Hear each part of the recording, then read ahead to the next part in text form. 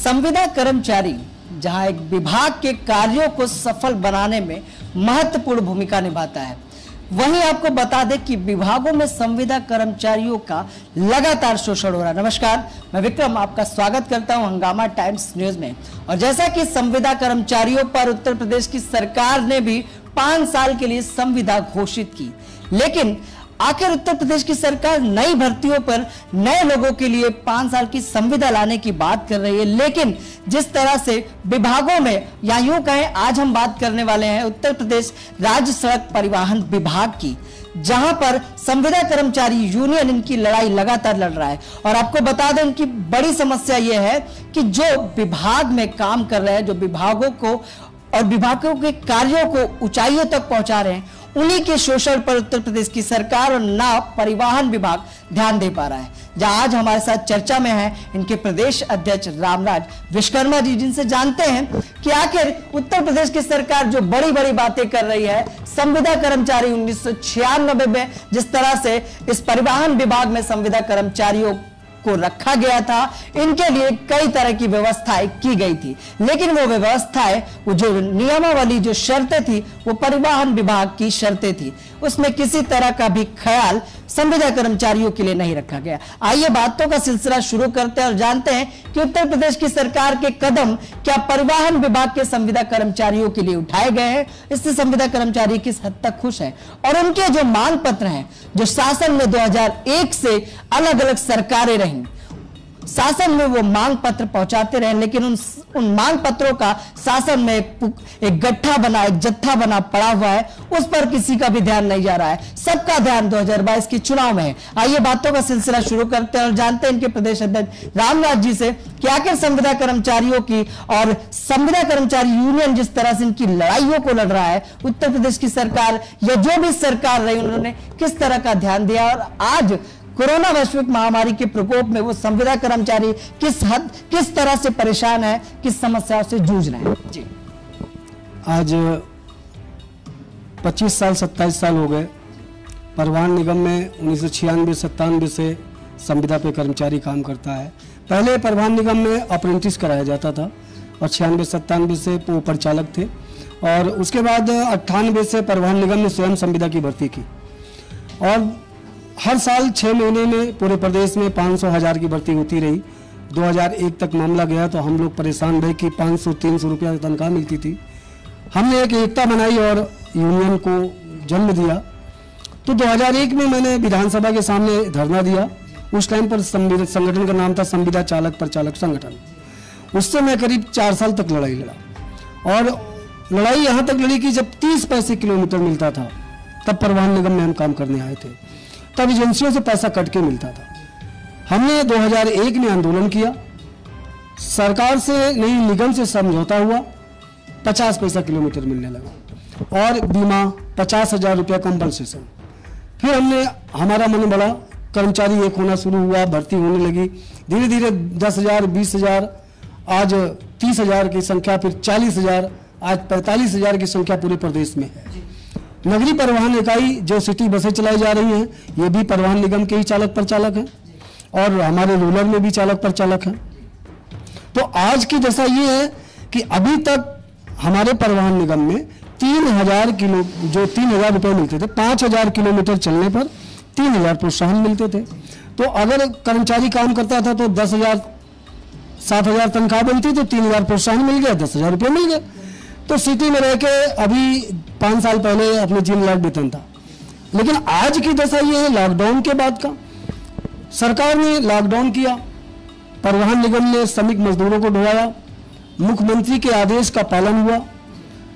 हमारे परिवहन निगम में जितने भी संविदा कर्मचारी हैं, चालक प्रचालक ही हैं, वो टोटल बस चलाते हैं। 95%, 90% बसों का संचालन सिर्फ संविदा का चालक प्रचालक करता है। दुर्घटना में मृत्यु हो गई, यानी कितने चालक प्रचालक मर के चले गए। ये बताइए, संविदा जब शुरू हुई 1996-97 में परिवहन विभाग में, क्या वेतन मिलता था एक कर्मचारी को, एक चालक परिचालक? उस टाइम पर तो मैं 98 में मैं स्वयं भर्ती हुआ था। मैं यही लखनऊ डिपो था, वहीं था, तो मैं फैजाबाद चलता था। तो मुझे याद है आज भी कि मुझे 350 फिर 550, लास्ट मुझे 700 रुपये तक तनख्वाह मिले 1 महीने में। और मैं बहुत हसास हुआ क्योंकि मैं बाहर था तो वहाँ से पैसा अच्छा कमा रहा था, यहाँ आके टूट गया। तो मैंने कहा ये सब क्या है, तभी तो मैंने लड़ाई शुरू की। और लड़ाई लड़के मैंने 2001 में 50 पैसा मिला, फिर 1200 रुपये मिलने लगे, फिर इसको 70 पैसा हुआ, फिर 80 पैसा हुआ, ऐसे हर बार लड़ाई। 2010 में आंदोलन किया मैंने, मुझे जेल हो गई। और 2010 में मैं 5 महीने 4 महीने जेल में था। किस वजह से हुआ? क्या यही आंदोलन की वजह से हुआ। आंदोलन में मांग यही थी कि हम सब कर्मचारियों को रेगुलर किया जाए। उस टाइम 2010 में संख्या हमारी ज़्यादा नहीं थी, लगभग 8-10 हज़ार थी। तो हमें रेगुलर किया जाए, हम संविदा में काम नहीं करेंगे। तो हमने आंदोलन कर दिया, चक्का जाम कर दिया। और सिटी बस परिवहन निगम में थी तो ये भी पूरी बंद हो गई थी। तो 3 दिन तक पूरा बंद रहा, पूरा प्रशासन परेशान हो गया, यहाँ तक कोई साधन नहीं चल रहा था। तो ये हुआ कि परिवहन निगम में रामराज विश्वकर्मा कौन है, ये प्रदेश अध्यक्ष, उनको गिरफ्तार किया जाए। तोड़ फोड़ भी हुई, मैं ये नहीं कहूँ, हाँ हटा सब सही हो जाए। मुझे गिरफ्तारी मेरी गोमती नगर में हुई। गोमती नगर में वहाँ पे करीब 500 कर्मचारियों के बीच से गिरफ्तारी हुई। और DM, SP, police commissioner, DM, ये सारा प्रशासन वहाँ था। और मेरे ऊपर फर्जी मुकदमे लगाए गए। ये लगाया गया कि गोमती नगर में थला चौराहे पर आगजनी कर रहे थे, तोड़फोड़ कर रहे थे, इनको गिरफ्तार किया गया। तमाम धाराएं फर्जी के मेरे ऊपर लगा करके मुझे जेल भेज दिया गया। उसके बाद हमको जमानत हुई, छूटे, आज तक कोई बात नहीं, केस जो चलता रहा खत्म हो गया, सब झूठी FIR थी। मैंने 2010 में आंदोलन किया, फिर मैंने 2012 में किया। 2012 में पूरे प्रदेश का चक्का जाम किया। उस टाइम पे सरकार थी और MD आशीष गोयल साहब थे, आज उनको हम याद करते हैं। मतलब आंदोलन, चक्का जाम, मुकदमे, इन सभी के भुक्तभोगी हैं आप, लेकिन फिर भी क्या मांग सरकार ने पूरी की? नहीं, अभी तक तो किसी सरकार ने नहीं की। और समाजवादी पार्टी की सरकार थी तो उनसे उम्मीद हम रखे थे। उसके बाद नहीं कुछ उनसे मिल सका। 2001 तक के मामला उन्हें आया कि 2001 तक के लोगों को नियमित किया जाए, तो उसके बाद नहीं हुआ। फिर बीजेपी की सरकार आई, हमने इंदिरा गांधी प्रेक्षागृह में कार्यक्रम कराया वहाँ पे। अच्छा, बीजेपी की जब सरकार बनी तो क्या उम्मीद, क्या आशा जगी आप? देखिए, बीजेपी की सरकार को हमने ही समर्थन दिया था। इंदिरा गांधी प्रेक्षागृह में 2016 में कार्यक्रम किया था, वहाँ केशव प्रसाद मौर्य जी मुख्य अतिथि बन के आए थे। उस टाइम हमने अपने संगठन के लेटर पैड पर पूरे प्रदेश का समर्थन दिया था। तो हमारे संगठन में करीब 35,000 कर्मचारी हैं और पूरी तरह से गांव-गांव से हम लोग चुनाव में जिताएंगे, सरकार बनाएंगे, हम लोगों को रेगुलर कर दिया जाएगा, ये मंशा बनाकर हमने समर्थन दिया था। लेकिन आज 4 साल हो गया, माननीय योगी जी को कम से कम 10 लेटर हम दे चुके हैं। योगी जी आज तक समय नहीं दिए कि इस संगठन से मिलने, मिलते ही नहीं। केशव प्रसाद मौर्य जी को कई चिट्ठी दिए, आज तक कभी नहीं मिले। और जो मांग पत्र भेजते हैं उसका कोई जवाब भी नहीं मिलता। इलेक्शन से पहले सब मिले थे, अब ये 2022 का चुनाव आ गया है, अब फिर शुरू हो जाएंगे। अच्छा जी, ये बताएं, जहाँ एक संविदा की जो नौकरी है उसको पाने के लिए जब आम युवक पढ़ाई करने के बाद अप्लाई करता है विभाग में कि एक संविदा की नौकरी मिलेगी, तो आखिर क्या लालच होता है उस युवक के मन में? क्योंकि संविदा की नौकरी करने से किसी परिवार का गुजर बसर तो नहीं हो सकता। क्या लालच होता है कि वो परमानेंट होगा? क्या लगता है किसी विभाग, कोई विभाग ऐसा है जो परमानेंट कर रहा है? देखिए, आप बिजली विभाग देख लीजिए, परिवहन विभाग देख लीजिए, स्वास्थ्य विभाग देख लीजिए, ऐसा कोई विभाग नहीं है जो संविदा वालों को रेगुलर कर दे। लालसा देते हैं कि रेगुलर हो जाओगे, अच्छा काम करो, रेगुलर हो जाओगे, निकालते रहते हैं, भर्ती करते रहते हैं, निकालते रहते हैं, भर्ती करते रहते हैं। ये इनकी मंशा बन चुकी है। खासतौर से परिवहन निगम में तो सबसे ज्यादा, निकाल दो, जरा सी बात हो जाए तुरंत निकाल दो और उसके बाद पैसा लेके भर्ती कर लो। दूसरा सवाल कि उत्तर प्रदेश के उप मुख्यमंत्री, मुख्यमंत्री जिन्होंने आप लोगों से वादा किया, वोट लिए, 35,000 परिवारों के वोट लिए उन्होंने, उसके बाद से आज तक उन्होंने मुलाकात नहीं की। 22 का चुनाव भी है, आप लोग मिलेंगे उनसे? देखिए, आज हमने एक मंशा बनाई है कि माननीय योगी जी को एक पत्र दें, और अगर माननीय योगी जी मिलते हैं, समय देते हैं, तो मिलेंगे और उनसे कहेंगे कि अब समय जा रहा है, हमारे संविदा कर्मचारियों को कुछ भला कर दीजिए। नहीं तो वही दिशा होगी जो अखिलेश जी की हुई है, वही दशा फिर आने वाले समय में बीजेपी की होगी और छवि आपकी खराब होगी। जब यूपी में सरकार नहीं बनी तो केंद्र में भी डगमगाएगी। आने वाला वक्त ऐसा होगा, क्योंकि आपको याद होगा कि 2016 से पहले राजनाथ सिंह जी, शाह जी नेक रैली 10 लाख कर्मचारियों को, संविदा वालों को रेगुलर करेंगे, हमारी सरकार आएगी, लेकिन आज तक किसी को किया? मैं विधानसभा के सामने धरने में बैठा था, माननीय राजनाथ सिंह मुख्यमंत्री जी थे, वो धरने पर आए और उन्होंने कहा आप धरना हटा लीजिए, अब के 8 दिन में वार्ताएं हो गई है और आपका सब क्लियर कर दिया जाएगा। आज तक किसी को नहीं किया गया। क्या लगता है नेताओं के वादे सच्चे हैं झूठे? सब वादे झूठे हैं, केवल इनको अपना एजेंडा दिखता है, एजेंडा रखते हैं, जनता को गुमराह करते हैं और सरकार बनने के बाद आप जाते रहिए आते रहिए, कोई फर्क नहीं पड़ता। 5 साल चल गई, इनके जेब मजबूत हो गए, ये अपना ऐश करते हैं। आज संविदा का परिवहन निगम में हम कहते हैं कि कोई सुनने वाला नहीं है। कितने चालक परिचालक मर के चले जाते हैं, उनको पैसा नहीं मिलता है। क्या चालक अपनी मर्जी से एक्सीडेंट करता है? आज संविदा के चालक को 3,000, 4,000, 7,000 रुपया तनख्वाह मिलती है, 10,000 रुपया मिलती होगी। आज एक्सीडेंट हो जाता है, लाखों रुपया बस में लगता है उसको बनाने में, तो संविदा का चालक परिचालक कहां से दे देगा? आज उसको वसूली करने की बात करते हैं कि संविदा डीजल ज्यादा आ जाए तो संविदा का ड्राइवर भरेगा, गाड़ी लड़ जाए तो संविदा का ड्राइवर बनवाएगा, सवारी ना मिले तो संविदा के ड्राइवर से रिकवरी होगी। अच्छा ये बताइए, परिवहन विभाग के एमडी, डायरेक्टर, निदेशक किसी से कभी वार्ता हुई इस विषय पे आप लोगों की? और हुई तो क्या आश्वासन मिला? क्या लगता है कि परिवहन विभाग के जो आला अधिकारी हैं वो इस आप लोगों को परमानेंट करने की मंशा बनाए भी हैं या नहीं बनाए? देखिए, इस बारे में चर्चा हुई। 2012 से लेकर के अभी तक करीब 4 प्रबंध निदेशक आए, चारों प्रबंध निदेशक से हमारी वार्ताएं होती रही। ये एक राजशेखर जी, डॉक्टर राजशेखर जी इसके पीछे थे। केवल यही एक ऐसे प्रबंध निदेशक आए थे जिन्होंने केवल शोषण किया है कर्मचारियों पे, संविदा वालों पे। शोषण ये है कि इनका पैसा काट लो, पैसा मत दो, ये फ्री में काम करें। नियमित कर्मचारी को पूरा वेतन मिलता है, बैठ के तनख्वाह लेता है, संविदा काम करता है, उसको पैसा ना देना पड़े, सारी मंशा इनकी ये रहती है। बंधुआ मजदूर से भी बदतर जिंदगी है। अब हम उम्मीद रखते हैं धीरज साहू जी आए हैं। इस तरह की ब्लैकमेलिंग करके, कि ब्लैकमेलिंग थी कि करो वरना ये होगा वो होगा, ऐसा कुछ? पूरी तरह से शोषण।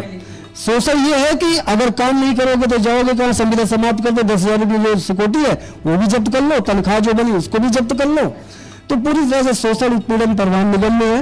और हमारी यही मंशा है कि जितने भी कर्मचारी हैं उनको एक योजनाबद्ध तरीके से रेगुलर किया जाए, एक ऐसी बनाई जाए शैली है, मुख्यमंत्री जी बनवाए, अगर चाहे तो बन सकती है। अच्छा, अगर सरकार नहीं कर पाती रेगुलर, परमानेंट नहीं कर पाती, तो क्या डिमांड होगी उसके बाद? देखिए, संगठन का काम होता है अपनी आवाज को उठाना। सबसे पहले तो देखिए 2001 तक के लोगों को नियमित करें तत्काल, चुनाव से पहले अगर रेगुलर नहीं होता। परिवहन विभाग, जिस तरह से हम बात कर रहे हैं संविदा कर्मचारी यूनियन के प्रदेश अध्यक्ष से, जहां उन्होंने विभाग पे भी गंभीर आरोप लगाए कि ब्लैकमेलिंग होती है कर्मचारियों के साथ। कभी उनका वेतन रोकने की बात कही जाती है, कभी उन्हें निकाल देने की बात की जाती है। लेकिन एक युवा जिस तरह से सरकार पर ही हम कहेंगे, क्योंकि विभाग की उनकी भूमिका बाद नहीं आती है, अटूट विश्वास रख के उसे वोट देता है, उसे चुनाव में जिताता है, सरकार बनाता है कि बेरोजगारी को दूर किया जाएगा। लेकिन वहीं जब बेरोजगारी दूर होती है, सरकार निकालती है नौकरियां, और वो होती है संविदा पर। आवेदन करता है, काफी मशक्कत, काफी घूस देने के बाद उसकी ज्वाइनिंग होती है, और जब ज्वाइन होकर वो वहां पहुंचता है तो उसको मिलता क्या है? 10 से 5,000 वेतन, जो एक प्राइवेट नौकरी में आम आदमी आसानी से पा सकता है। आखिर ये बताएं, अब चुनाव फिर से आने वाला है 22 का, संविदा कर्मचारी क्या चाहता है, सरकार से क्या चाहता है? अगर सरकार ने नहीं किया तो किस तरह का कदम होगा आप लोगों का? बस ये तो फैसला इस बार लास्ट है संविदा कर्मचारी यूनियन का, और मेरा पूरा सहयोग समर्थन है। अगर ये 2022 जो चुनाव आ रहा है, इससे पहले 2001 का रेगुलर नहीं करते हैं और क्रमबद्ध तरीके से नियमित करने की जो घोषणा है वो पत्र जारी नहीं होता है। नियमित करने की योजना है तो समान कार्य समान वेतन ये दिए जाए, जिन्हें लायक वेतन चाहिए।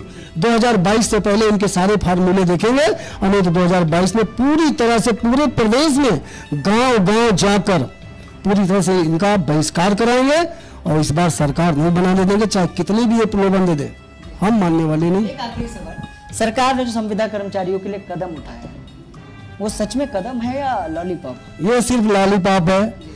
कि 22 का चुनाव है, रेगुलर हो जाएंगे। आज 20 साल में जब भाजपा नहीं कर पाई तो क्या रेगुलर करें? मतलब सच में कुछ करना है तो पुराने संविदा कर्मचारियों का भला करें। पहले सबसे पहले जो आज 25 साल से काम कर रहे हैं उनको रेगुलर किया जाए, उनको सब कुछ दिया जाए, उसके बाद जो आएंगे उनको क्या देंगे तो समय बताएगा, पहले उनको रेगुलर किया जाए। तो ये थे हमारे साथ प्रदेश अध्यक्ष रामराज विश्वकर्मा, जो कि संविदा कर्मचारी यूनियन के प्रदेश अध्यक्ष हैं, और इन्होंने बताया कि किस तरह से चक्का जाम करने का जुर्माना सरकार ने और प्रशासन ने क्या दिया था।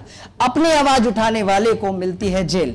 जहां पर लगातार प्रदेश सरकार ने जो कदम उठाया, योगी सरकार ने, उन्होंने कहा कि संविदा कर्मचारियों के लिए बड़ा कदम सरकार उठा रही, लेकिन उसका विरोध जहां विपक्षी पार्टियों ने किया वही संविदा कर्मचारी लगातार कर रहे हैं। और संविदा कर्मचारी कर रहे हैं, कह रहे हैं कि अगर सरकार को कुछ करना है तो उन संविदा कर्मचारियों के लिए करे जो पहले से ही विभागों में अपनी सेवाएं दे रहे हैं, उनका नियमित वेतन करें, उन्हें परमानेंट करें। ये थे आज हमारे साथ खास बातचीत में रामराज विश्वकर्मा, जिन्होंने परिवहन विभाग पर बड़ा सवाल भी उठाया कि कितने भ्रष्टाचार, कितने घोटाले हैं और किस तरह से संविदा कर्मचारी जो विभाग में अपनी सेवाएं देता है, जो विभाग को ऊंचाइयों पर पहुंचाने का काम करता है, उसी को दबा दिया जाता है। ये थे आज खास बातचीत में हमारे साथ प्रदेश अध्यक्ष रामराज विश्वकर्मा। फिर मिलेंगे किसी खास बातचीत में, किसी नए मुद्दे के साथ, किसी नए विषय के साथ। नमस्कार।